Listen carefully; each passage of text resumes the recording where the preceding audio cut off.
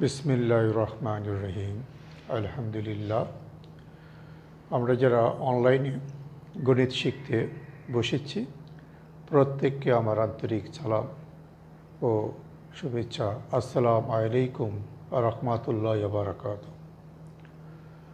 আজকে আমি তোমাদের আরেকটা নতুন অধ্যায় শুরু করে দিচ্ছি।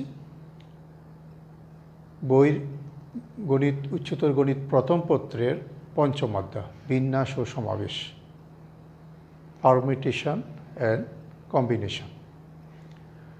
শুরুতে আমি এই অধ্যায়ের একটু গুরুত্ব বলে নিচ্ছি। এই অধ্যায়টা এমন একটি অধ্যায় যেখানে সৃজনশীল প্রশ্ন করা সহজ, অর্থাৎ নতুন প্রশ্ন করা সহজ। গণিতের অনেক প্রশ্নমালা আছে, বইয়ের ভিত্তিক প্রশ্ন করা লাগে, বই অনুযায়ী প্রশ্ন করা লাগে। আমরা নতুন প্রশ্ন তৈরি করতে হলে আমাদের বেশি সময় দিতে হয়, কিন্তু বিন্যাস সমাবেশ এমন একটি অধ্যায় যে অধ্যায় প্রশ্ন তৈরি করতে বেশি সময় দিতে হয় না। খুব সুন্দর, খুব অল্প সময়ের মধ্যেই নতুন প্রশ্ন সৃষ্টি করা যায়। এই কারণেই বিন্যাস সমাবেশ থেকে প্রতি বছর প্রতিনিয়তই নতুন প্রশ্ন পাওয়া যায়, বিশেষ করে ভর্তি পরীক্ষার প্রশ্নগুলোতে। আমার চেষ্টা থাকবে আমি বিন্যাস সমাবেশের প্রতিটা আইটেম ধরে ধরে অঙ্ক করব এবং একাধিক উদাহরণ দিয়ে অঙ্ক করব, যাতে করে আমার ভিডিওগুলো দেখে বিন্যাস সমাবেশ প্রত্যেকটি ছাত্র নিজের থেকে অঙ্ক করতে পারে। কোনো একটা নতুন প্রশ্ন দিলেই সে যাতে প্রশ্নটা বুঝতে পারে, প্রশ্নটা কী করতে হবে। আমি প্রথমে আজকে বিন্যাস ও সমাবেশের কিছু মৌলিক সূত্র আছে, সূত্রগুলোর কিছু প্রমাণ করব, কিছু লিখে দিব। সব সূত্র প্রমাণ আমরা জানি, এখন গণিতে সূত্র প্রমাণগুলো আসে না, কিন্তু সূত্রের প্রমাণগুলো করতে আমরা কিছু নিয়মের কথা বলবো। ওই নিয়মগুলো আবার অঙ্কের ভিতরে আমার কাজে লাগবে। তাই আজকের আলোচনায় সূত্রের প্রমাণগুলো কিভাবে হবে এটা একটু বোঝার প্রয়োজন আছে। আর এই এই বোঝার প্রয়োজনটাই পরবর্তীতে আমরা কি করব, আমরা অঙ্কের মধ্যে ব্যবহার করব। আসো আমি আমার কাজ শুরু করে দিই। প্রথমে আমি বিন্যাস ও সমাবেশ কাকে বলে এই জায়গা থেকে কাজ শুরু। আমি দেখেছি আমাদের ছাত্রছাত্রীর মধ্যে বিন্যাস ও সমাবেশের সংজ্ঞাটা স্পষ্ট নয়। প্রশ্ন পড়ে তারা বুঝতে পারে না বিন্যাসের অঙ্ক কোনটি, সমাবেশের অঙ্ক কোনটি। তাই প্রথমে তোমাকে বিন্যাস ও সমাবেশের সংজ্ঞা এটা স্পষ্ট করে নিতে হবে। বিন্যাস কী, সমাবেশ কী, এটা আগে বুঝে নিতে হবে। এতে করে তোমার সুবিধা হবে, তুমি যখন প্রশ্নটা পড়বে, একটা পরীক্ষার একটা প্রশ্ন যখন তুমি পড়বে, নতুন হোক প্রশ্ন, তুমি প্রশ্ন পড়ে অন্তত এই কাজটা তুমি করতে পারবে যে এটা বিন্যাস নাকি সমাবেশ। আচ্ছা, দেখা যাক। আমি উদাহরণ দিয়ে সংজ্ঞাটা একটু ক্লিয়ার করতেছি। আমি প্রথমে বিন্যাসের উদাহরণ নিচ্ছি। ধরো আমি একটা সংখ্যা নিলাম 1 2 3। আমি বললাম এই 3 অঙ্ক থেকে 1 2 3 এই 3 অঙ্ককে ব্যবহার করে প্রতিবারে 2 অঙ্ক বিশিষ্ট কতগুলো সংখ্যা গঠন করা যায়। প্রতিবারে 2 অঙ্ক বিশিষ্ট কতগুলো সংখ্যা গঠন করা যায়। যেমন আমি 1 থেকে 2, এই 1 আর 2 ব্যবহার করতে পারি, 12 হয়। আবার 1 2কে উল্টেই লিখলে হয় 21। 2 আর 3 ব্যবহার করতে পারি, 23 হয়। আর 23 লিখতে উল্টাই যদি লিখি 32 হয়। আবার 1-এর সাথে 3 দিয়েও আমরা একটা সংখ্যা গঠন করতে পারি, 1 সাথে 3 13, যদি উল্টে দিই 31। আরও সংখ্যা হয়। আমরা যদি শর্তটা এমন বলে দিই কোনো সংখ্যায় আবৃত করা যাবে না, অর্থাৎ একই অঙ্ক 2 বার ব্যবহার করা যাবে না, তাহলে আর করা যাবে না, তাহলে এখানে 6টা হয়। আপাতত আমি এটাই বুঝাই, আবৃত ব্যাপারটা আমরা পরে নিয়ে আসবো। যে আবার 1 2 3 থেকে আমি যে 2 অঙ্ক বিশিষ্ট সংখ্যা গঠন করলাম, যেখানে আবৃত হবে না, একই অঙ্ক 2বার ব্যবহার করা যাবে না, এমন সংখ্যা হলো মোট 1 2 3 4 5 6, হলো 6টি। এই যে উদাহরণটা দিলাম, এই উদাহরণটা হলো একটা বিন্যাসের উদাহরণ। আচ্ছা, আমি আরেকটা উদাহরণ দিচ্ছি।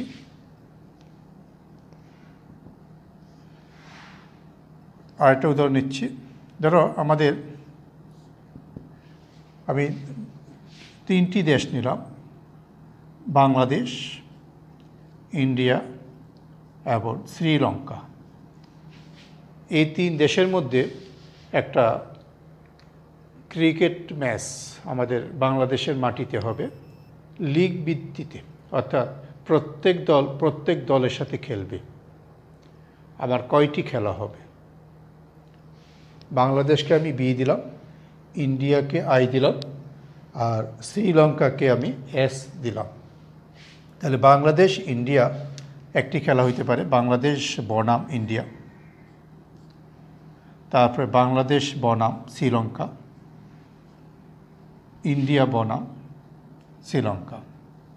আমি এখানে যেমন 1 আর 2 উল্টে 21 লিখেছি, 12কে উল্টে 21 হয়েছে। এখানে আর উল্টাটা লিখতে পারি না, কারণ উল্টাটা লিখতে পারি না। দেখো, আমি যদি উল্টাটা লিখি, এখানে বাংলাদেশ বনাম ইন্ডিয়া, ইন্ডিয়া বনাম বাংলাদেশ, এই 2টা খেলা মূলত একই খেলা।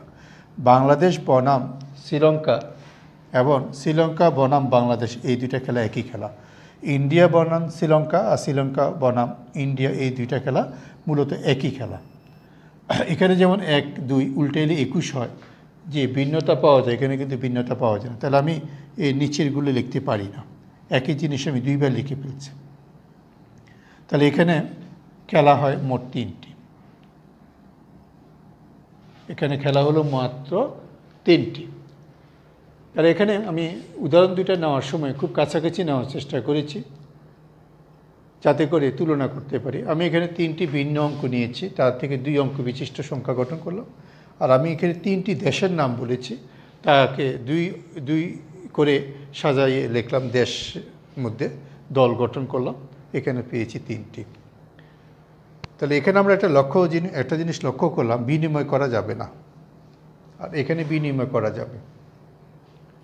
যদি আমরা বিনিময় করি, যদি ভিন্নতা পাই, সেটা হবে বিন্যাস। আগেটা কিন্তু বিন্যাস, অর্থাৎ পারমিউটেশন।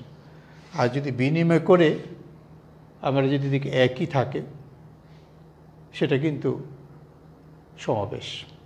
আরেকটা উদাহরণ দিই। ধরো আমি 2 জনের নাম বললাম, রহিম করিম। আবার রহিম করিমকে আমি উল্টাই বললাম, করিম রহিম। এই 2 জনের নাম যদি আগে পরে উল্টাও, ব্যক্তি 2 জন কিন্তু চেঞ্জ হয়নি। রহিম করিম অথবা করিম রহিম একই বোঝাচ্ছে, এটা ব্যক্তি, 2 জন ব্যক্তি। দেশের নাম দিয়ে বললাম, ব্যক্তির নাম দিয়ে বলতে পারি, এরকম অনেক উদাহরণ দিয়ে বলতে পারি। আমাদের কোনো কয়েকটি অজানা, কয়েকটি ভিন্ন জিনিস থেকে আমি যদি আংশিক বা সবগুলো নিয়ে যতভাবে সাজাইতে পারি, তাকে বলা হয় বিন্যাস। তা আমি এখানে 3টি ভিন্ন জিনিস থেকে প্রতিবারে 2টি করে নিয়ে সাজাইছি। এই যে সাজানোর ব্যাপারটা হলো বিন্যাস। আর নিচেরটা হলো 3টি ভিন্ন জিনিস থেকে 2টি করে নিয়ে আমি দল গঠন করেছি। এই দল গঠন করাটা হলো সমাবেশ। একটা হলো সাজানো, আর একটা হলো দল গঠন করা, অর্থাৎ বাছাই করা। একটা হলো সাজানো সংখ্যা, আর একটা হলো দল গঠন করা। তা আমি যদি বিন্যাস কাহাকে বলে, এটা যদি এভাবে বলি, কতগুলো জিনিস হতে আংশিক বা সব কয়টি নিয়ে যতভাবে সাজানো যায়, তাকে বলা হয় বিন্যাস। আর কতগুলো জিনিস হতে আংশিক বা সব কয়টি জিনিস নিয়ে যতগুলো দল গঠন করা যায়, তাকে বলা হয় সমাবেশ। তাহলে আমি এখানে উচ্চারণ করছি দল গঠন করা, বাছাই করা, দল গঠন করা, বাছাই করা, এটাকে বলা হয় সমাবেশ। আর বিন্যাস করা, বিন্যস্ত করা, সাজানো সংখ্যা, বিন্যস্ত করা, বিন্যাস করা, এগুলোকে হলো বিন্যাস। তাহলে আমি বই থেকে পড়ি বা আমি আমার শীট থেকে পড়ি, আমি যে পিডিএফ দিই, পিডিএফ থেকে পড়ি, যেখান থেকে পড়ি আমি সূত্র সংজ্ঞাটা ভালো করে বুঝে মন দিয়ে পড়ব, যাতে করে দুইটার পার্থক্যটা আমি ধরতে পারি। আমি চেষ্টা করেছি এই দুইটার পার্থক্যটা আমি উদাহরণ দিয়ে বুঝাইতে। এখন বিন্যাস মানে পারমিউটেশন। পারমিউটেশনকে ইংলিশে পি দ্বারা প্রকাশ করা হয়। আমি যে বিন্যাসের উদাহরণটা দিয়েছি এটাকে আমি যদি প্রতীক সাহায্যে লিখি 3p2 = 6, তাহলে আমরা প্রতীকে চলে গেলাম। এই পি আমরা যেখানে দেখব এইভাবে লেখা আছে 3p2, অর্থাৎ 3 মানে 3টি ভিন্ন জিনিস থেকে আমি প্রতিবারে 2টি করে নিয়ে পি করছি, অর্থাৎ বিন্যাস করছি। তার সংখ্যা হয়েছে 6টি। এই যে পি দ্বারা পারমিউটেশনের প্রথম অক্ষর পি দ্বারা বিন্যাসকে প্রকাশ করা হয়। তারপরে 3টি দল থেকে আমি 2টি দল গঠন করে আমি 3টি খেলা পেয়েছি। এটাকে যদি আমরা সমাবেশে সূত্র দিয়ে লিখি, আমি 3টি দেশ থেকে, ওই জন্য 3টি দেশ উপরে লিখব, প্রতিবারে আমি 2টি দেশকে বাছাই করছি। 3c2 = 3। আমরা সি পড়েছি কিন্তু আগেও পেয়েছি, আমরা দ্বিপদী উপপাদ্য 9, 10 এবং আমাদের সেকেন্ড পেপারে আমরা সি প্রতীকটা ব্যবহার করেছি। সি 3c2 হলো 3টি, অর্থাৎ সি বলতে ওই যে কম্বিনেশনের প্রথম অক্ষর সি। তাহলে সি হলো কম্বিনেশনের প্রথম অক্ষর সি। তাহলে 3c2 অর্থাৎ 3টি দল থেকে আমি প্রতিবারে 2টি দল বাছাই করেছি। তাহলে এমন দলের সংখ্যা হয়েছে মোট 3টি।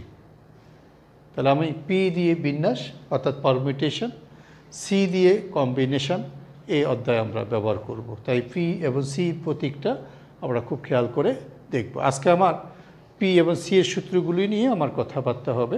এই সূত্রগুলোর উপর আমার কাজ। এরপরে আমি নতুন পরবর্তী ভিডিওতে আমি অঙ্ক নিয়ে কাজ করব। আমি ইচ্ছা আছে প্রত্যেকটা আইটেমের উপর আলাদা আলাদা অঙ্ক আলোচনা করা।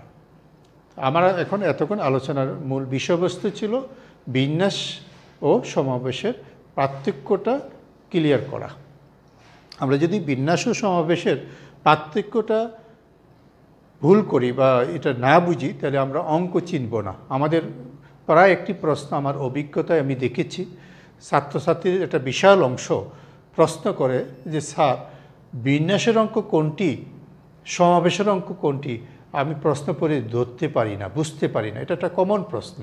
তা আমি আজকে আমার প্রথম ক্লাসে আমি তোমাদেরকে এটা বুঝার একটা বড় উপায় বলে দিলাম যে তোমাকে বিন্যাস কি সমাবেশ কি সংজ্ঞাটা ক্লিয়ার বুঝতে হবে। তখন তুমি প্রশ্নটা পড়ে যখন দেখবে বিন্যাসের সংজ্ঞার সাথে প্রশ্নটার একটা মিল পাওয়া যায়, তাহলে বুঝে নেবে এটা বিন্যাসের অঙ্ক। আর যদি দেখো সমাবেশের সাথে মিল পাওয়া যায়, সংজ্ঞার সাথে মিল পাওয়া যায়, তখন বুঝবে এটা সমাবেশের অঙ্ক। আমি বিন্যাস এবং সমাবেশের একটা গুরুত্বপূর্ণ পার্থক্য আমি আলোচনার মধ্যে শুরুতে একটু বলে ফেলছি, কথাটা আবার একটু পুনরায় বলতেছি। কি সেটা? বিন্যাসের ক্ষেত্রে দেখা যায় যে জিনিসগুলো আমরা নিয়ে বিন্যাস করি, এদেরকে যদি ক্রম পরিবর্তন করা হয় তাহলে ভিন্নতা পাওয়া যায়। আর সমাবেশের ক্ষেত্রে আমরা যাদেরকে নিয়ে সমাবেশ করি তাদের যদি ক্রম পরিবর্তন করা হয় তাহলে একই রকম হয়। যে উদাহরণটা আমি একটু আগে দিয়েছি, বাংলাদেশ বনাম ইন্ডিয়া, ইন্ডিয়া বনাম বাংলাদেশ, এই দুইটা খেলা একই খেলা। তাহলে আমি দেখলাম ক্রম পরিবর্তন করলে জিনিসটা পরিবর্তন হয় না, তাই এটা একই থাকে, এই কারণে এটা হলো সমাবেশ। আর ক্রম পরিবর্তন এখানে আমি দেখাইছি 1 আর 2 আর 2 আর 1, 1 আর 2 হলো 12 আর 2 আর 1 হলো 21। তাহলে ক্রম পরিবর্তন করে আমি পেয়েছি কি এটা ভিন্নতা পেয়েছি। যখন ক্রম পরিবর্তন করে ভিন্নতা পাওয়া যায় তাহলে আমরা বুঝবো এটা হলো বিন্যাস। আশা করি আমার এই কথাটা তোমরা স্মরণে রাখবে। পরবর্তীতে আমরা যখন অঙ্ক করব এখানে আরও বিভিন্ন টেকনিক, বিভিন্ন কৌশলের মাধ্যমে অঙ্ক চেনার উপায় আমি বলে দিব। আমার আশা করি তোমরা সবগুলো ভিডিও দেখবে। সবগুলো ভিডিও যদি দেখো, বিন্যাস সমাবেশে আমার ইচ্ছা আছে 8 থেকে 10টা ভিডিও হবে। 8-10টা ভিডিওতে আমি সকল আইটেম, যত রকম আইটেম আছে ভেঙে ভেঙে ছোট ছোট করে অঙ্কগুলো করাবো, যাতে করে যে কোনো নতুন সৃষ্টি টিচাররা যদি নতুন নতুন প্রশ্ন তৈরি করে দেয় সেটাও আমরা করতে পারি। প্রথমে আমি সংজ্ঞা আলোচনা করলাম, পি এবং সির পরিচয় দিলাম।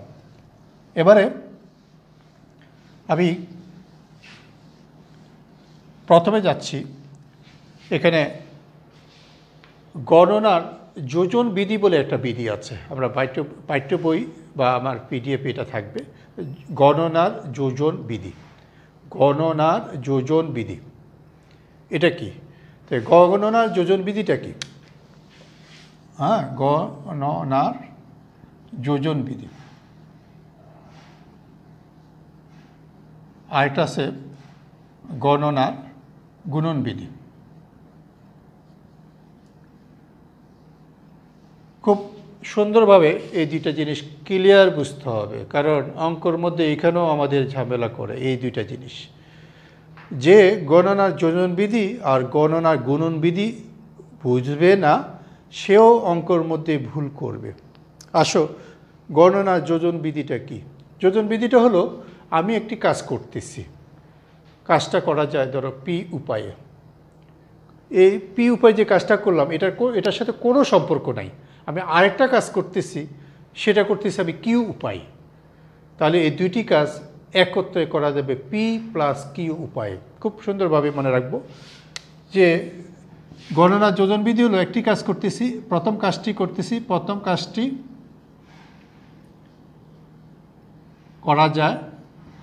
করা যায় পি উপায়ে, দ্বিতীয় কাজটি করা যায় কিউ উপায়ে। তাহলে আমি এখানে দুইটা কাজ করলাম। এই দুইটা কাজের মধ্যে আমি যদি খেয়াল করি যে প্রথম কাজটি করা যায় পি উপায়ে, দ্বিতীয় কাজটি করা যায় কিউ উপায়ে, এই দুইটা কাজের মধ্যে কোনো সম্পর্ক নাই, প্রথম কাজের সাথে দ্বিতীয় কাজের কোনো নির্ভরতা নাই। তাহলে এই দুইটি কাজ একত্রে করা যাবে পি প্লাস কিউ, অর্থাৎ এদের যোগ করলে। এই গণনা যোজন বিধি যখন আমরা অঙ্কের মধ্যে প্রয়োগ করি, আমরা জানি অঙ্কের মধ্যে একাধিক পার্ট থাকে। অঙ্কের একাধিক পার্ট বিন্যাস হইতে পারে, সমাবেশ হইতে পারে। তখন আমরা একাধিক পার্ট আলাদা আলাদা করি। যদি প্রথম পার্টের সাথে দ্বিতীয় পার্টের সম্পর্কটা এমন হয় যে প্রথম পার্টের কাজের সাথে দ্বিতীয় পার্টের কোনো সম্পর্ক নেই, তাহলে এই দুইটা যোগ করলেই আমরা মোট কাজের উপায়টা পাব, যোগ করলে। তাহলে এটাই হলো গণনা যোজন বিধি। তাহলে আমি একটা মুখ্য জিনিস বলেছি, যেটা আমরা ক্লিয়ার করতে হবে, যে কোনো একটি কাজ আমরা যদি প্রথম কাজটি করতে পারি পি উপায়, দ্বিতীয় কাজটি যদি করতে পারি কিউ উপায়, এই দুইটি কাজের মধ্যে কোনো সম্পর্ক থাকবে না, প্রথম কাজের সাথে দ্বিতীয় কাজের কোনো নির্ভরতা থাকবে না। যদি এমন হয়, তাহলে এই প্রথম কাজ ও দ্বিতীয় কাজ, এই দুইটি কাজ একত্রে করা যাবে পি প্লাস কিউ উপায়। এই বিধিটার নাম হলো গণনার যোজন বিধি। এবার গুণন বিধিটা কি? ধরো কোনো একটি কাজ আমি পি উপায়ে করলাম, প্রথম কাজের প্রত্যেক উপায়ের জন্য, অর্থাৎ প্রথম কাজের উপর নির্ভরতা আছে, প্রথম কাজের প্রত্যেক উপায়ের জন্য আমি দ্বিতীয় কাজটা করতে পারি কিউ উপায়, তাহলে টোটাল কাজটা করা যাবে পি ইন্টু কিউ, অর্থাৎ এই দুটো গুণফল করলে যা হয়, এটা হলো গণনার গুণন বিধি। তাহলে একটা হলো গণনার যোজন বিধি হলো পি প্লাস কিউ, আর গুণন বিধি হলো পি ইন্টু কিউ। আমি যে উদাহরণটা দিলাম, তাহলে এই দুটার পার্থক্য আমাকে তৈরি করতে হবে অঙ্কের ভিতরে। আমরা প্রায় অঙ্ক করার সময় তোমাদের একটা প্রশ্ন আমি পাবো যে স্যার, গণনা একটা অঙ্কে আপনি গুণ করলেন, আরেকটা অঙ্কে যোগ করলেন, এটার পার্থক্য আমি ধরতে পারতেছি না। এই প্রশ্নটা আমাদের প্রায় থাকবে। আমি যখন অঙ্ক করব, কোনো কোনো ক্ষেত্রে অঙ্কের মধ্যে গুণ করি, কোনো কোনো ক্ষেত্রে অঙ্কের মধ্যে যোগ করি। যখন তোমরা এই ধরনের প্রশ্ন করো, তখন আমি তোমাদেরকে এই বিধির কথা বলবো, এবং অঙ্ক করার সময় আমার এই জিনিসটা খেয়াল করতে হবে যে আমি এটি কাজ করতেছি, কোনো একটি কাজ প্রথম কাজটি করার পর প্রথম কাজের উপর নির্ভর করে আমি দ্বিতীয় কাজটি করতেছি। তাহলে প্রথম কাজের উপর নির্ভর করে আমি দ্বিতীয় কাজটি করতেছি। যদি এরকম নির্ভরতা থাকে, তাহলে হবে এটা গুণন বিধি, অর্থাৎ টোটাল কাজটা করা যাবে পি ইন্টু কিউ। এখানে আমার হইতে পারে আরও বেশি, যেমন প্রথম কাজটি করলাম পি উপায়ে, প্রথম কাজ করার প্রত্যেক উপায়ের জন্য দ্বিতীয় কাজটি করা যায় কিউ উপায়, প্রথম ও দ্বিতীয় কাজ করার প্রত্যেক উপায়ের জন্য তৃতীয় কাজটি করা যাচ্ছে আর উপায়। তাহলে প্রথম, দ্বিতীয়, তৃতীয় এই তিনটি কাজ একত্রে করা যাবে পি ইন্টু কিউ ইন্টু আর উপায়। তাহলে গুণনবিধি হলো একটা কাজের উপর একটা কাজের উপর নির্ভর করবে, আর যোজনবিধি হলো নির্ভর করবে না, এই হলো পার্থক্য। তা আমরা যখন অঙ্ক করতে আমরা কখনো দুইটা অঙ্কের একটা অঙ্কের পার্ট যোগ করি, কোনো অঙ্কে পার্ট গুণ করি, এই বিধিটা আমরা কিন্তু খেয়াল রাখবো। আমি কিন্তু অঙ্ক যখন করব এই কথাটা আমি তখন আবার বলবো। তাই আমার পরবর্তী ভিডিওগুলোতে তোমরা যখন আমার এই পরবর্তী অংশে ভিডিওগুলোতে যখন অঙ্ক করব আমি কিন্তু এই জিনিসটা স্মরণ করে দিব যে আমরা আগে বলেছিলাম যে গুণন বিধি কখন হবে, যোজন বিধি কখন হবে। তা আমাদের যাতে এই কমন প্রশ্নগুলো নিয়ে ছাত্রদের কোনো মনে কিছু না আসে, এই জন্য আমি এই কথাগুলো আগে বলে দিচ্ছি। আমি গণনা গুণন বিধির একটা উদাহরণ দিই। দেখো, উদাহরণ দিলে ক্লিয়ার হবে কাজটা।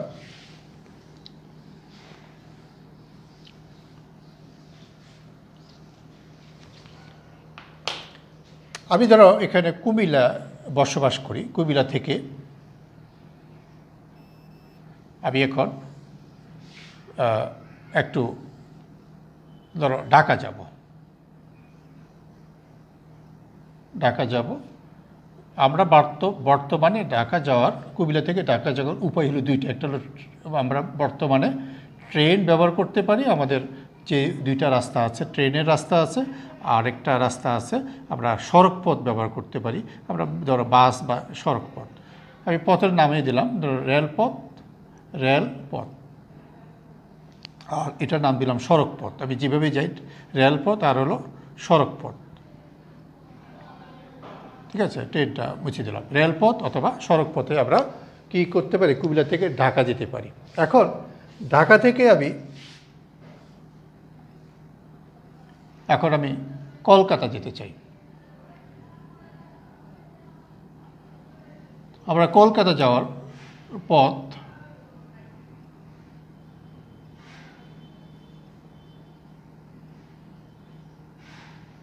আমরা জানি। আমি ঢাকা গেলাম, রেলপথে ঢাকা গেলাম, ঢাকা থেকে কলকাতা যাব, এখানেও আমরা রেলপথ ব্যবহার করতে পারি। তোমরা জানো বর্তমানে বাংলাদেশের সাথে ঢাকা সরাসরি রেলপথে যোগাযোগ আছে, আমাদের মৈত্রী ট্রেন চালু আছে। আর আমরা যেতে পারি সড়কপথ, যেতে পারি সড়কপথে যেতে পারি। আর কলকাতা যাওয়ার আরেকটা আকাশপথ অর্থাৎ বিমানে যেতে পারি, আমাদের আকাশপথ অর্থাৎ বিমানে যেতে পারি। ঠিক একইভাবে যে সড়কপথে আসবে কলকাতা, সে একইভাবে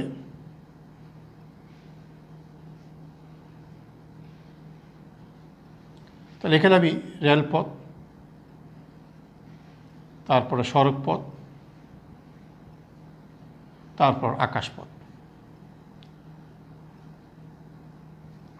তাহলে আমি এখানে একটা চিত্র আঁকলাম, এবার কলকাতা থেকে আরও দেখাতে পারি আমি। আমার প্রশ্ন হলো কুমিল্লা থেকে আমি এই যে কলকাতা যাব, আমি কয়টা উপায়ে যেতে পারবো? কুমিল্লা থেকে কলকাতা যাওয়ার পথ কয়টা? আমি যদি পথ খুঁজি আমি পথগুলো কিন্তু পেয়ে যাব। এই রেলে যেয়ে রেলে গেলাম একটা পথ, রেলে যেয়ে সড়কে গেলাম ভিন্ন আরেকটা পথ, রেলে যেয়ে আকাশে গেলাম ভিন্ন আরেকটা পথ, তাহলে তিনটে হয়ে গেল। ঠিক একইভাবে সড়কে এসে রেলে গেলাম, সড়কে এসে সড়কপথে, সড়কে এসে আকাশপথে গেলাম, আরও তিনটা। এই চিত্র থেকে দেখা যায় 6টা উপায়ে আমি কুমিল্লা থেকে কলকাতা যেতে পারি।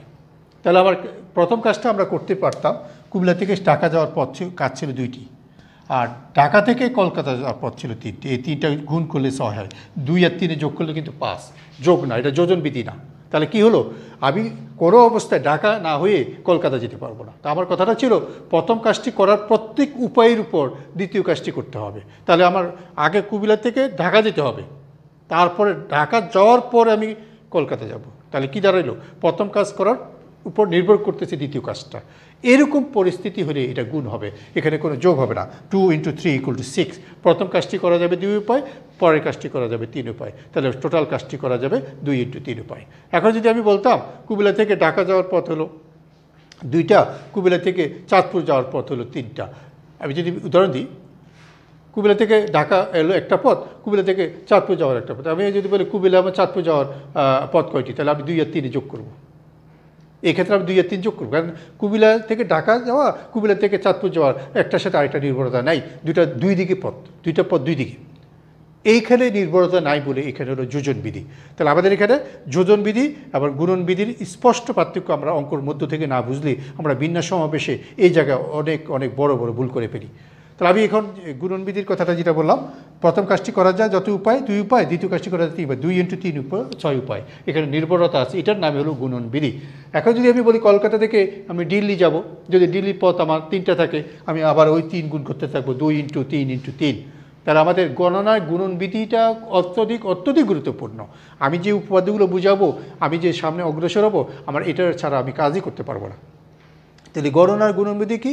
কোনো একটি কাজ m উপায়ে করা যায়, প্রথম কাজের প্রত্যেক উপায়ের জন্য দ্বিতীয় কাজটি n উপায়ে করা যায়, দ্বিতীয় কাজের প্রত্যেক উপায়ের জন্য তৃতীয় কাজটি r উপায়ে করা যায়। তাহলে গণনা গুণন বিধি অনুসারে টোটাল কাজটি করা যাবে, এই যে বললাম m n r এই তিনটার গুণফল। এটাই গণনা গুণন বিধি। আশা করি তোমরা ভিডিওটা যদি প্রয়োজন হয় আবার শুনে নেবে, একাধিকবার শুনে আমার কথাগুলো বোঝার চেষ্টা করবে। এত কথা বলবো, সব কথা তো আর আমার নোটে লেখা থাকবে না। ভিডিওর কথাগুলো তোমাকে না বুঝলে তোমাকে একাধিকবার ভিডিও দেখে জিনিসগুলো বুঝে নিতে হবে। এরপরে আমি ফ্যাক্টোরিয়াল, যা আমরা আগেও শিখেছি, এটা একটু বলিনি। আমরা ফ্যাক্টোরিয়ালের প্রত্যেকটা ব্যবহার আসবে। ফ্যাক্টোরিয়াল আমরা জানি, ফ্যাক্টোরিয়াল n মানে হলো 1 2 3 এভাবে চলতে চলতে n, 1 থেকে n পর্যন্ত স্বাভাবিক সংখ্যার গুণফলকে ফ্যাক্টোরিয়াল বলা হয়, n ফ্যাক্টোরিয়াল। n এর পর আশ্চর্যবোধক চিহ্ন দেওয়া হয়। এইভাবে আমরা যদি ফ্যাক্টোরিয়ালকে মাঝে মাঝে আমরা এইভাবে একটা পদ বের করে বাকিটা ফ্যাক্টোরিয়ালে রেখে দিব, এটাও আমাদের মাঝে মাঝে কাজে লাগবে।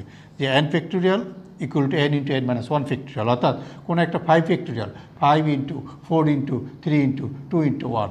আবার যদি 6 ফ্যাক্টোরিয়াল, তাহলে আমরা লিখব 6 × 5 × 4 × 3 × 2 × 1, তার মানে কি 6 × 5 ফ্যাক্টোরিয়াল। তাহলে এই যে ফ্যাক্টোরিয়ালের প্রতীকের প্রচুর ব্যবহার এখানে পাওয়া যাবে, তাই ফ্যাক্টোরিয়ালের ব্যাপারটা আমাদের ক্লিয়ার রাখতে হবে। ফ্যাক্টোরিয়ালের ব্যাপারটা আমার যখনই আসবে তাহলে মনে রাখতে হবে। যেমন ফ্যাক্টোরিয়াল 1, ফ্যাক্টোরিয়াল 0 = 1, এটাও আমাদের এই চ্যাপ্টারে ব্যবহার আসবে। ফ্যাক্টোরিয়াল 0 = 1, এটাও আমাদের এই চ্যাপ্টারে আসবে। ফ্যাক্টোরিয়াল 0 = 1, এটা এই সূত্র থেকে আসে। আমি n এর মান যদি 1 বসাই দিই, উভয় দিকে n এর মান যদি 1 বসাই দিই, তাহলে ফ্যাক্টোরিয়াল 0 = 1 প্রমাণিত হয়ে যায়।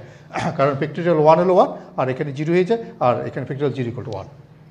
তাহলে ফ্যাক্টোরিয়াল 0 = 1 এটা কোত্থেকে প্রমাণ হয়? এই রাশি থেকে হয়। তো এই ফ্যাক্টোরিয়ালের ব্যাপারটা গণিতের অন্য অন্য শাখায়ও আছে, আমাদের এই চ্যাপ্টারও এটা লাগবে, এই জন্য এটা আমি ফাঁকি দিয়ে বলে ফেললাম।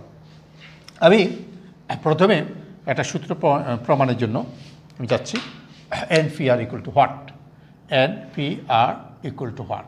আমাদের মৌলিক যে দুইটা সূত্র আমি প্রমাণ করব, আর কিছু সূত্র আমি লিখে দিব, এটা তোমরা দেখে নিও। NPR NCR এই দুইটা মৌলিক সূত্র আমি প্রমাণ করব। এই দুইটা সূত্র গুরুত্ব যেহেতু বেশি, আমরা এই দুইটা সূত্র প্রমাণটা একটু ভালো করে পড়ব। NPR = what? এটা আমি সূত্রটা কীভাবে আসে এটা একটু ব্যাখ্যা করব। আমি প্রথমে এই সূত্রটা বোঝানোর জন্য আমি একটা এক্সাম্পল দিচ্ছি। ধরো 1 2 3 4 5, আমি 5টা অঙ্ক নিলাম। আমি 5টা অঙ্ক থেকে 3 অঙ্ক সংখ্যা বিশিষ্ট গঠন করতে চাই, 3 অঙ্ক বিশিষ্ট সংখ্যা গঠন করতে চাই। এই 5 অঙ্ক থেকে 3 অঙ্ক বিশিষ্ট সংখ্যা গঠন করতে চাই। তাহলে আমি প্রথম ঘরটা সাজাতে পারি 5 উপায়। কেন 5 উপায় সাজাতে পারি? তাহলে এখানে 1 আছে, 2 আছে, 3 আছে, 4 আছে, 5 আছে, যে কোনো একটা এখানে বসাতে পারি। 1 বসালে 2 বসালে হয়, 3 বসালে হয়, 4 বসালে। তাহলে প্রথম কাজটি করতে পারি আমি 5 উপায়। প্রথম কাজটি করলাম কত দিয়ে আমি কিন্তু নির্দিষ্ট করে বলবো না। আমি 1ও হতে পারে, 1 না হলে 2 হবে, 2 না হলে 3 হবে, 3 না হলে 4 হবে, 4 না হলে 5 হবে, একটা না একটা হবে। প্রথম কাজটি করার পর আমি যদি দ্বিতীয় কাজটি করতে যাই, আমি শর্ত আরোপ করে দিলাম যাকে এখানে ব্যবহার করবো তাকে আমি দ্বিতীয় করে বসাবো না, অর্থাৎ আবৃত করব না। তাহলে দ্বিতীয় কাজটি করা যাবে 4 উপায়। কেন 4 উপায় দ্বিতীয় কাজটি করা যাবে? 4 উপায় কেন দ্বিতীয় কাজটি 4 উপায় করা যাবে? কারণ প্রথম ঘরটি কাজটা সাজানোর কারণে 5 অঙ্ক থেকে 1 অঙ্ক কমে গেছে। কোনটা কমলো এটা আমার জানা দরকার। 1 অঙ্ক কমলো, তাই আমার হাতে থাকে 4 অঙ্ক, তাই দ্বিতীয় ঘরটি সাজাইতে আমি 4 উপায়। এই যে দুইটি ঘর সাজাইলাম, প্রথমটা 5 উপায়, দ্বিতীয়টি 4। আমি একটু আগে যে গণনা গুণবিধি বললাম, তাহলে প্রথম কাজটার উপর কিন্তু দ্বিতীয় কাজটা নির্ভর করেছে। তাহলে প্রথম দুটি কাজ করা যাবে 5 × 4 উপায়। এটাকে আমরা লিখব 5P2, অর্থাৎ আমি 2টি ঘর সাজাইলাম মাত্র। 5 মানে 5টা অঙ্ক থেকে আমি প্রতিবার 2টি ঘর সাজাইলাম। প্রথম দুই ঘর সাজানো হয়ে গেল, প্রথম দুই ঘর সাজানোর পর আমি তৃতীয় ঘরে গেলাম। তো তৃতীয় ঘর সাজানো যাবে কত উপায়? প্রথম দুই ঘর সাজাইতে আমার 2 অঙ্ক কমে যাবে, 2 অঙ্ক কমে যাবে, তাহলে আমার এখান থেকে 5 অঙ্ক থেকে 2 অঙ্ক কমে যাবে, তাহলে থাকবে 3 অঙ্ক। তাহলে তৃতীয় ঘরটা সাজাতে পারবো আমি 3 উপায়। তাহলে আমি বলবো প্রথম, দ্বিতীয় ও তৃতীয় এই 3টি ঘর একত্রে সাজানো যাবে 5 × 4 × 3, অর্থাৎ আমি এটাকে সংক্ষেপে লিখতে পারি 5p3, অর্থাৎ 5p3 হলো 5 × 4 × 3। তাহলে আমি এখানে উদাহরণ দিলাম সংখ্যা দিয়ে। এখন যদি আমি বলি NPR এটা কি, আগে আমাকে এটা জানতো NPR মানে কি। n সংখ্যক ভিন্ন ভিন্ন জিনিস হইতে প্রতিবারে পুনরাবৃত্তি না করে r সংখ্যক জিনিস নিয়ে কতভাবে সাজানো যায় তা বের করো। আবার বলছি, n সংখ্যক ভিন্ন ভিন্ন জিনিস হইতে প্রতিবারে r সংখ্যক জিনিস নিয়ে কতগুলো বিন্যাস করা যায় তার সংখ্যা নির্ণয় করো। তাহলে NPR। আমি এটা এখন বুঝাবো। তা আমি বুঝলাম আমার এখানে ঘর আছে কয়টা, r সংখ্যক। এলো প্রথম ঘর, এলো দ্বিতীয় ঘর, এলো তৃতীয় ঘর, এভাবে চলতে চলতে চলতে চলতে চলতে হবে r সংখ্যক শূন্যস্থান। কেন? নিচে r আছে। এখানে মনে রাখবো n অলওয়েজ r এর চেয়ে বড় বা সমান, আর কখনো r এর চেয়ে বড় হবে না। এখানে স্বাভাবিক সংখ্যা n আর স্বাভাবিক সংখ্যা, তাহলে 1 ঘর 2 ঘর 3 ঘর dot dot dot dot dot r সংখ্যক শূন্যস্থান আমি ওই n সংখ্যক সদস্য দিয়ে সাজাতে চাই। একটু আগে যে সংখ্যার উদাহরণ দিলাম সেভাবে যদি আমি বলি আমার n সংখ্যক সদস্য আছে, তাই প্রথম ঘরটি আমি সাজাতে পারি n উপায়। তাই প্রথম ঘরটি সাজাতে পারি n উপায়। প্রথম ঘরটা সাজানো হয়ে গেলে আমার n সংখ্যক সদস্য থেকে একটি সদস্য কমে যাবে, তাই আমার হাতে থাকবে আর n-1 সংখ্যক সদস্য। তাই দ্বিতীয় ঘরটা আমি সাজাতে পারবো n-1 সংখ্যক উপায়ে। তা আমি বলবো প্রথম দুইটি ঘর সাজানো যাবে, সূত্র অনুযায়ী আমি লিখব n × n-1, অর্থাৎ আমি বলবো দুইটি ঘর সাজাইছি তো NP2, এই 2 ঘর সাজাইছি। এই যে গুণ করলাম, এই দুইটাকে আলাদা আলাদা গুণ করলাম, এটাই গণনার গুণন বিধি, যা আমরা একটু আগে বুঝিয়ে এসেছি। প্রথম 2 ঘর সাজানো হয়ে গেল, প্রথম 2 ঘর সাজাইতে আমার 2 সদস্য কমে গেল। তো এবার আমি তৃতীয় ঘরে যাব, এই তৃতীয় ঘরে আসবো, তৃতীয় ঘরে যখন আসবো তাহলে প্রথম 2 ঘর সাজাইতে আমার 2 সংখ্যা কমে গেল, 2 অঙ্ক কমে গেল। 2টি যদি কমে যায় তাহলে আমার n সংখ্যক সদস্য থেকে 2 কমে গেলে থাকে হলো n-2 সংখ্যক সদস্য, যা তৃতীয় ঘর সাজাইতে লাগবে। তাই তৃতীয় ঘর সাজাইতে পারি আমি n-2 উপায়ে। তাহলে প্রথম, দ্বিতীয়, তৃতীয় 3টি ঘর সাজাতে পারে n × n-1 n-2 উপায়। ওই যে গুণ হইতেই থাকবে, এটাই গণনার গুণন বিধি। প্রথম, দ্বিতীয়, তৃতীয় ঘর সাজানো করে এটাকে আমরা যেহেতু 3 ঘর সাজানো হয়ে গেল, তাই আমি লিখব সূত্রের ভাষায় NP3। তাহলে বোঝা যায় এটা চলমান। আমরা অনুরূপভাবে লিখতে পারি, 3 জন্য লিখলাম 3টে উৎপাদক। যদি অনুরূপভাবে লিখি NP4 কত হবে? n × n-1 n-2 n-3, অর্থাৎ 4 হলে 4টা উৎপাদক, যদি 5 দাও 5টা উৎপাদক। তাহলে আমি দেখতেছি আবার 4 পর্যন্ত লেখা হয়ে গেছে। তা আর হলে কয়টা উৎপাদক হবে? 8 সংখ্যক উৎপাদক। তা আমি যদি এবার লিখি তো NPR কত হবে? ওই যে উপরে NPR কত হবে? তাহলে কত হবে? n × n-1 n-2 এবার n-3 চলতে থাকবে dot dot dot n-r plus n-r-1। কেন? যদি 4 হয়, আপনি দেখেছি লাস্টের ঘরটা 3 হয়, অর্থাৎ 1 কম হয়। যদি 3 হয় লাস্টের ঘরে এখানে 2 হয়, অর্থাৎ 1 কম হয়। যদি 2 হয় এখানে লাস্টের ঘরে 1 কম হয়, অর্থাৎ এই 4-এর সাথে 3 যেটা সম্পর্ক দেখা যায় 1 কম। তাহলে আমি যদি r লিখি নিচ্ছে, তাহলে লাস্টে n-r থেকে 1 কম হবে r-1। তাহলে আমি পেয়ে গেলাম আবার NPR = what। এখানে দেখা যায় আমরা যতটুকু লিখেছি এতটুকু পরও আরও বইতে আরও একটু ক্যালকুলেশন করেছে। কি করেছে সেটা? n × n-1 n-2 n-3 dot dot dot দিয়ে n-r+1। তো আমি ব্র্যাকেটটা উঠিয়ে দিলাম, এটা আসলো। সেটা হলো আমি যদি এটাকে আর একটু সরল করি n-3, আমরা কিন্তু প্রমাণ আসলে এই পর্যন্ত দিলেই চলে, এরপরে আর লাগে না। তবে প্রমাণ তো কখনো আসেনি, তাই প্রমাণের উপর এতটা জোর দেওয়া না হলেও চলবে। আমি কিছু অতিরিক্ত পদ উপরে লিখব। এটার পরে আমি লিখতে চাই n মাইনাস আর, অর্থাৎ এটার পরের পদটা 1 কমে, তারপরে এভাবে চলতে চলতে 3 × 2 × 1, অর্থাৎ আমি উপরে কিছু অতিরিক্ত পদ লিখলাম, যে পদগুলো অতিরিক্ত এটার পরের পদটা লিখলাম, অর্থাৎ এটা থেকে 1 কমাইলে যা হয় কমতে কমতে কমতে কমতে এটা 1 পর্যন্ত যাবে। তাহলে উপরে যেটা অতিরিক্ত লিখলাম অর্থাৎ n minus r dot dot 3 × 2 × 1, ওই উপরে যতটুকু অতিরিক্ত লিখলাম নিচে আবার ততটুকু দিয়ে ভাগ করে দিলাম। তাহলে আমরা জানি একটু আগে আমরা ফ্যাক্টোরিয়ালের সংজ্ঞা দিয়েছি, 1 থেকে n পর্যন্ত স্বাভাবিক সংখ্যার গুণফলকে সংক্ষিপ্তভাবে আমরা লিখি n ফ্যাক্টোরিয়াল, আর এখানে 1 থেকে n মাইনাস আর এ এসেছে, তাই n মাইনাস আর ফ্যাক্টোরিয়াল। বাস, আবার এন পি আর প্রথম সূত্রের প্রমাণ আমরা করে ফেললাম, n P r equal to n factorial n minus r factorial. এই সূত্রটা আমাদের বিভিন্ন জায়গায় আমরা কাজে লাগাবো। আমরা কিন্তু পি এর সূত্রের প্রমাণ এই প্রথম করলাম, গণিতে আগে আমরা কখনো এই সূত্রের প্রমাণ করিনি। এখানে আলোচনার মধ্যে কিন্তু স্পষ্ট হয়ে গেছে, আমরা শুরুতেই যেভাবে আলোচনা করছি যে NP1 কত, NP2 কত, NP3 কত, ওখান থেকে সিরিয়ালে আমি NPR পর্যন্ত চলে আসছি। এখানে আর এর মান যদি আমি n বসাই দিই তাহলে আমার নিচে দেখো 0 ফ্যাক্টোরিয়াল হয়ে যায়, কারণ n মাইনাস n 0, তাহলে হলো n ফ্যাক্টোরিয়াল। এটাও আমার লাগবে NPN equal to n factorial. NPN মানে n ফ্যাক্টোরিয়াল, NPR হলো n factorial by n minus r factorial. এই দুটোই আমার কাজে লাগবে, এই দুটো নিয়ে আমরা কথা বলবো। তাহলে এখানে আমরা পি এর বিভিন্ন প্রতীকের উপর কথা বলেছি, আবার ধারাবাহিকভাবে কিছু সূত্র চলে আসছে এখানে, যা অঙ্কের ভিতরে আমরা কাজে লাগাবো।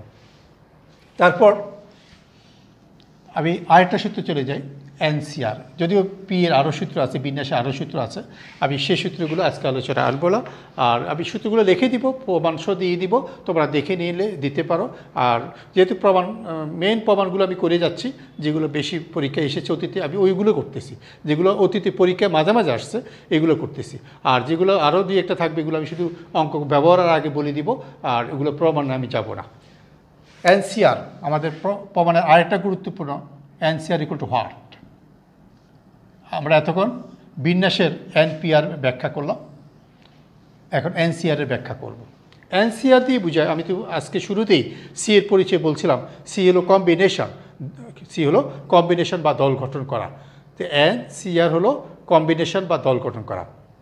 এই যে NCR, যে কম্বিনেশন বা দল গঠন করা, এটা দিয়ে বোঝাচ্ছে n সংখ্যক ভিন্ন ভিন্ন সদস্য থেকে প্রতিবারে 8 সংখ্যক সদস্য নিয়ে যতগুলো দল গঠন করা যায় তার সংখ্যা বের করো। তাহলে NCR দিয়ে বোঝাচ্ছে দল গঠন করা, NCRটি দল, এটা হলো একটা দল, এতটি দল, প্রত্যেক দলে 8 সংখ্যক সদস্য আছে।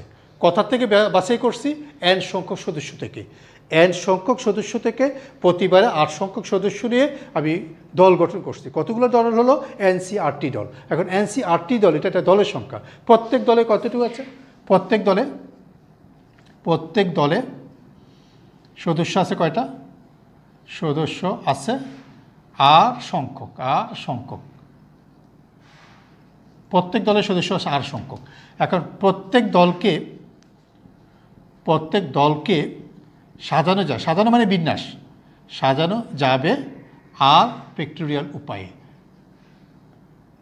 আমি বিন্যাস করলাম, ওই আর সংখ্যক সদস্যকে আমি সাজাইলাম কোন সূত্র দিয়ে? এই সূত্র দিয়ে। কেন? n সংখ্যক সদস্য থেকে n সংখ্যক সদস্যের বিন্যাস হলো n ফ্যাক্টোরিয়াল। আমার একটা দলে আর সংখ্যক সদস্য আছে, আর সংখ্যক সদস্যের বিন্যাস কত? আমি বিন্যাস সাজানো সংখ্যা বলছি, তাহলে এলো আর ফ্যাক্টোরিয়াল। n সংখ্যক সদস্য থেকে n সংখ্যক সদস্যের বিন্যাস কত? n factorial. তার আর সংখ্যক সদস্য থেকে আর সংখ্যক সদস্যের বিন্যাস কত? R factorial. তা আমার প্রত্যেক দলকে সাজানো যায় এত উপায়। তা আমার মোট দল আছে এতটি, তাহলে এতটি দলকে সাজানো যায়, এতটি দলকে সাজানো যাবে। আমি অকিক নিয়ম করলাম, আর ফ্যাক্টোরিয়াল ইন্টু NCR। তো একটা দলকে সাজানো যায় এত উপায়, তাহলে এতটা দলকে সাজানো যায় এত উপায়, অর্থাৎ এই দুটার গুণফল। আমি পেয়েছি সাজানো সংখ্যা মানে তো বিন্যাস। কাদের সাজানো সংখ্যা? n সংখ্যক সদস্য থেকে আর সংখ্যক সদস্যের সাজানো সংখ্যা, অর্থাৎ এটা পেয়েছি। অর্থাৎ আমি বলতে পারি অতএব এটা হলো বিন্যাস, আর ফ্যাক্টোরিয়াল টু NCR, এটাই হলো NPR। তাহলে আমি এটা যেটা বের করছি এটা বিন্যাস বের করছি। কার বিন্যাস? NPR এর পি ড্যাশ বের করছি, তাহলে আমি বলতে পারি এত ইকুয়াল টু এনপিআর। এখন এনপিআরের মান তো আমরা আগে পেয়েছি, এনপিআরের মানটা ওই যে এখানে যেটা পেয়েছি এটা বসাই দিব, n factorial n minus r factorial. আর ফ্যাক্টোরিয়ালটা পক্ষান্তর করো, এই পাশে চলে আসবে n C r equal to n factorial divided by r factorial n minus r factorial. আমরা গুরুত্বপূর্ণ আরেকটা সূত্র পেয়ে গেলাম, এনসিআর এর সূত্র, এনপিআর এর সূত্র আমার অত্যধিক গুরুত্বপূর্ণ এই চ্যাপ্টারে। তাহলে n C r n factorial by r factorial l minus r factorial. তাহলে এই সূত্র থেকেও কিছু অনুসিদ্ধান্ত আসবে যা আমরা বিভিন্ন জায়গায় ব্যবহার করব। তাহলে আমি এই সূত্র যেটা এখন শেষ করলাম এটার উপরে কিছু অনুসিদ্ধান্ত করতেছি। আরেক জায়গায় যদি এন বসাই দিই, এন সি এন ফ্যাক্টোরিয়াল, আরেক জায়গায় এন বসাই দিচ্ছি এন, তাহলে জিরো ফ্যাক্টোরিয়াল, এন কাটা যায়, জিরো ফ্যাক্টোরিয়াল 1, তাহলে 1, তাহলে এন সি এন কিন্তু 1। তা আমরা কিন্তু এন ফি এন ফ্যাক্টোরিয়াল পেয়েছি, এখন পেয়েছি n C n equal to 1। তারপরে যদি আমি একটা কাজ করি যে এখানে যে জিরো বসাই দিই, এন সি জিরো, অর্থাৎ আরেক জায়গায় যদি জিরো বসাই দিই তাহলে কত হয়, এন ফ্যাক্টোরিয়াল জিরো ফ্যাক্টোরিয়াল, আরেক জায়গায় জিরো বসাই দিয়েছি তাহলে এন ফ্যাক্টোরিয়াল, তাহলে এন ফ্যাক্টোরিয়াল জিরো ফ্যাক্টোরিয়াল 1, তাহলে এটা 1, তাহলে এন সি জিরো এটা 1। এভাবে আমরা এই তথ্য থেকে আমরা বিভিন্ন সি এবং পি এর মান পেতে পারি। পি এবং সি এর মানগুলো তুলনা করে আমরা এই সংখ্যার বেশ কিছু প্রমাণ মনে রাখতে পারি। যেমন আমি বলতে পারি কী কী প্রমাণ আমরা পি এর কিছু, সি এর কিছু মনে রাখতে পারি।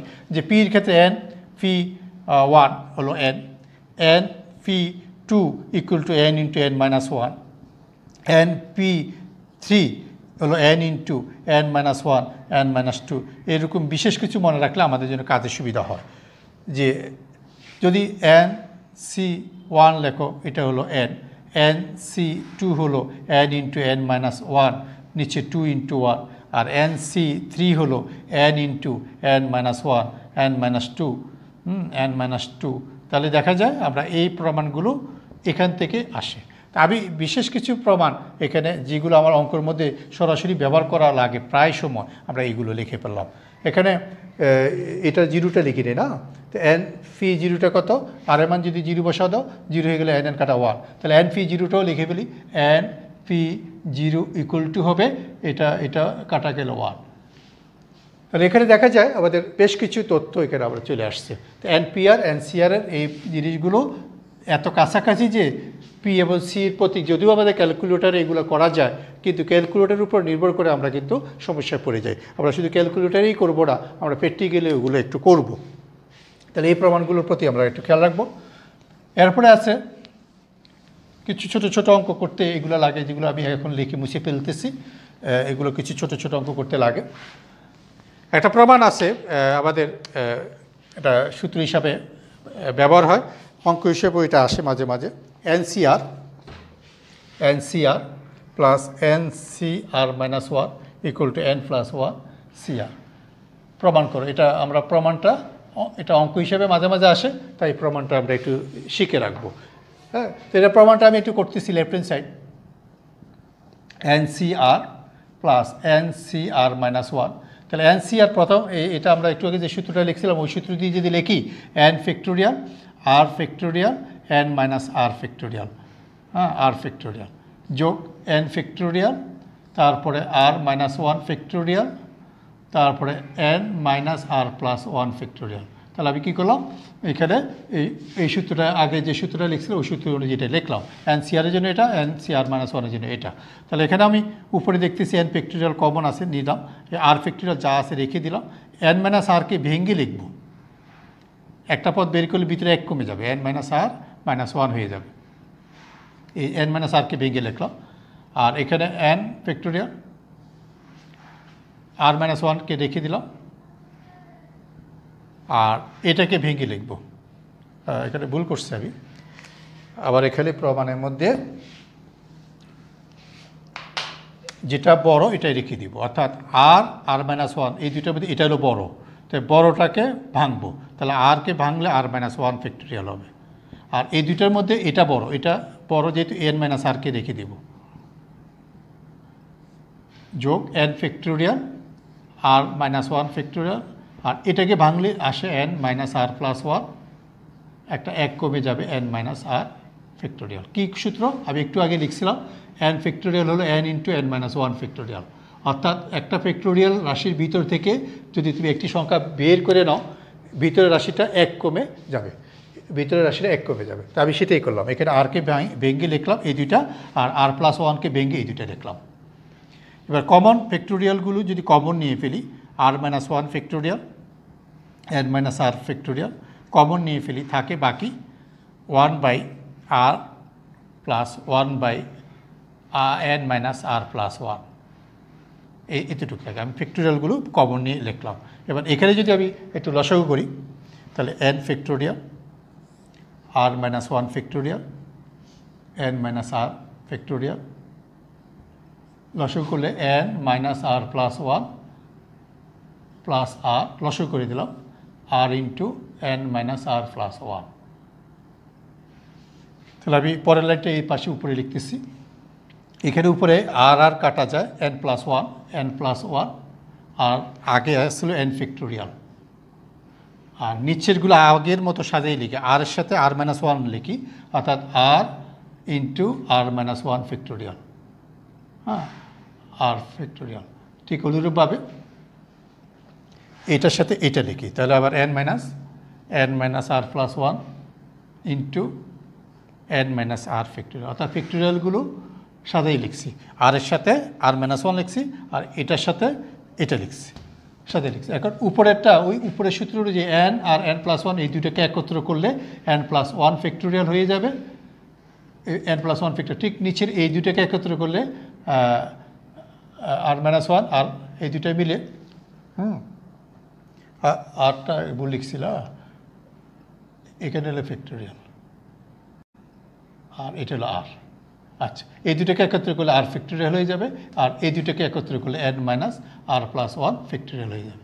আর এটা ইকুয়ালটি হলো n প্লাস 1 cr। এটাকে বাঙালি তোমার এই ডান পাশটায় আসে, এটাকে বাঙালি এটা আসে। তাহলে এই সূত্রের প্রমাণটা, এটা একটা অঙ্কের মতো, একটা সূত্রের মতো, এটা মুখস্থ রাখতে হবে। সেই মুখস্থ ব্যাপারটা হলো কি, NCR মানে এই দুইটার মধ্যে 1-এর পার্থক্য, নিচের উপরেটা 1 বৃদ্ধি পাবে, এই দুইটা যে বড় সে বড়টা থাকবে। এই পর্যন্ত আজকে আলোচনা শেষ করলাম। তোমরা প্রত্যেকেই বাকি ভিডিওগুলো দেখবে, আশা করি বিন্যাস সমাবেশ তোমাদের সহজ হয়ে যাবে। আজকে একটা মৌলিক যে সূত্রগুলো প্রমাণ না করলে নয়, এগুলোই করলাম। আর কোনো সূত্র, আরও অনেকগুলো সূত্র আছে, প্রমাণ লাগবে না, জাস্ট আমরা সূত্র লিখবো, ব্যবহার করব, সূত্র লিখবো, ব্যবহার করব। ঠিক আছে, আজকে আমি এখান থেকে বিদায় নিচ্ছি। সবাই ভালো থাকো, খোদা হাফেজ।